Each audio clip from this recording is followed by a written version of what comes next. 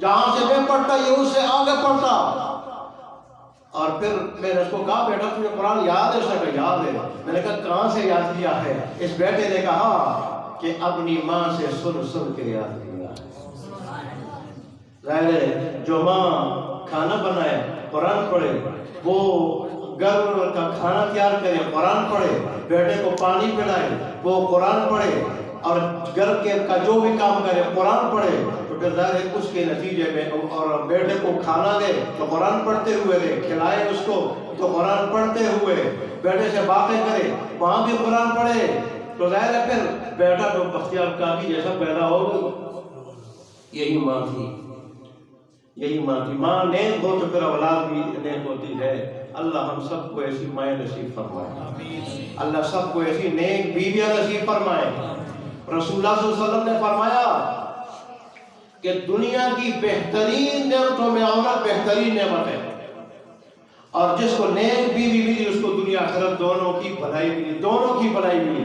وہ ایمان کی حفاظت کی بھی ذریعہ ہے عورت. تو بہرحال یہی ماں تھی حضرت بختیار کاکی رحمۃ اللہ علیہ کی، کہ جب انہیں کھانا کھلاتی تو ڈائریکٹ کھانا نہیں دیتی، کہتی تھی بیٹا 2 رکعت نفل پڑھو، پھر اللہ سے مانگو، پھر اللہ سے مانگو، اور اللہ سے مانگنے کے بعد 2 رکعت نفل کے بعد پھر جا کے گھر کے اس حصے میں تلاش کرو.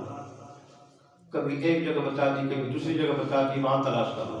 چنانچہ یہ 2 رکعت نفل پڑھتے اور پھر جو اللہ تبارک و تعالیٰ سے دعا کرتے، اور دعا کے بعد پھر ماں جو جگہ بتاتی وہاں جا کے دیکھتے ماں نے رکھا ہوتا تھا، پہلے سے ماں نے رکھا ہوتا تھا. بچے کا یقین بن گیا اللہ کی ذات میں. مائیں جب نیک ہو وہ اولاد کا یقین اللہ تبارک و تعالیٰ کی ذات پہ بناتی ہیں، دنیا پہ نہیں، دنیاوی اسباب پہ نہیں. وہ یہی ذہن بناتی ہے کہ بیٹا اللہ تبارک و تعالیٰ ہی سب کچھ کرنے والا ہے. اگر اللہ کی مدد ساتھ ہو ساری دنیا مخالف ہو جائے وہ کچھ نہیں بگاڑ سکتی. اللہ اگر ساتھ نہ ہو ساری دنیا ساتھ ہو جائے تو کوئی کچھ نہیں کر سکتا. اللہ تبارک و تعالیٰ کے عذاب اور پکڑ کے آگے اللہ نہ دینے پہ آ جائے ساری دنیا دینا چاہے کوئی نہیں دے سکتا، اللہ دینے پہ آ جائے کوئی روک نہیں سکتا. چنانچہ بیٹا وہاں دیکھ لے گا وہاں کھانا پڑا ہوتا تھا، وہ وہاں سے لے کے اٹھا کے کھا لیتا تھا. ایک دن شادی پہ گئی ماں اور کھانا رکھنا بھول گئی، کھانا رکھنا بھول گئی. بیٹے کا تو ذہن بنایا تھا، بیٹے کی عادت بنائی تھی. بیٹا معمول کے مطابق جب آیا تو اس نے 2 رکعت نماز پڑھی، اللہ تبارک و تعالیٰ سے کھانا مانگا، اور پھر جا کے اکثر جس جگہ سے لیتا تھا وہاں دیکھا تو کھانا پڑا ہوا تھا، وہاں سے اٹھا کے لے لیا کھا لیا.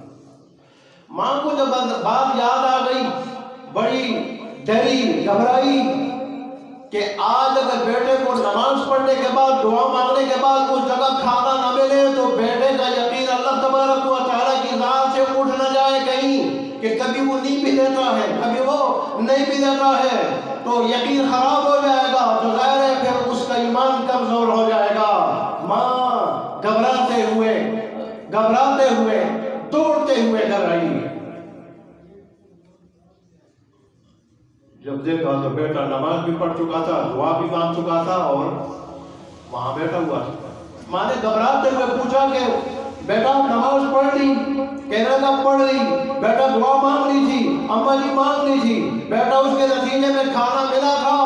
کہنے لگے ماں جی کھانا تو ملا تھا لیکن اس کھانے میں جو ذائقہ تھا اس طرح ذائقہ میں نے اس سے پہلے کسی کھانے میں پایا نہیں.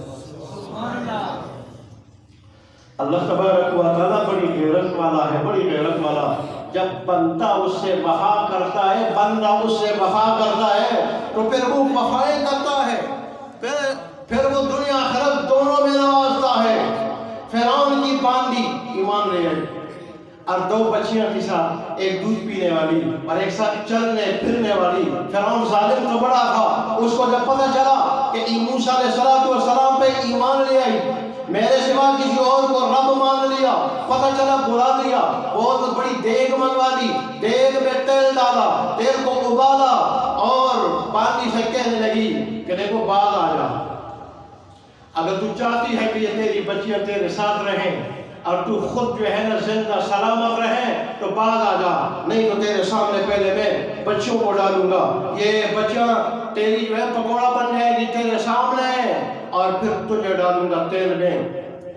ظاہر ہے ایمان ایسی چیز ہے، اس میں جب مشقت آتی ہے یہ اندر جانا شروع کر دیتا ہے، یہ اندر جانا شروع کر دیتا ہے، اندر اور جو ہے وہ اندر اور جو ہے راسخ ہونا شروع کر دیتا ہے۔ جتنی مشقتیں آئے تو اتنا ایمان مضبوط ہو جاتا ہے، اندر جم جاتا ہے۔ اس کی مثال کیل کی طرح ہے، کیل پہ آدمی جتنے بھی ہتھوڑے مارے اور اتنی ہی وہ کیل اندر جو ہے جاتی رہتی ہے، اندر چلی جاتی ہے، اندر جو ہے نا وہ بالکل داخل ہو جاتی ہے، جتنا ہتھوڑا